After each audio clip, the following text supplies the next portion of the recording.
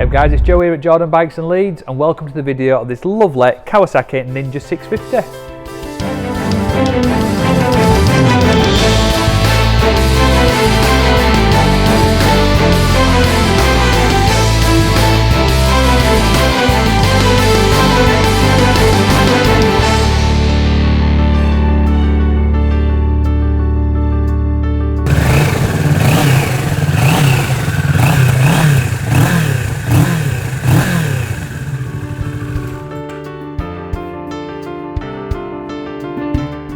So this is a bike that we've sold previously and it is stunning. It's a really cool thing. It's done 13,356 miles, 2017 on a 17 plate, and it is really nice. I think you'd be really impressed with this. It's a lovely bike.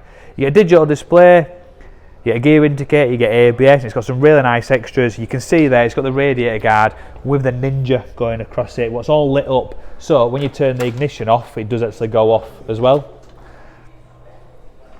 It's got some frame protection, it's got some fork protection, it's got a Givi screen, it's got a tail tidy, it's got some protection for the back axle and some paddock stand bobbins, and it's got some really nice little billet parts just like the top yoke round there.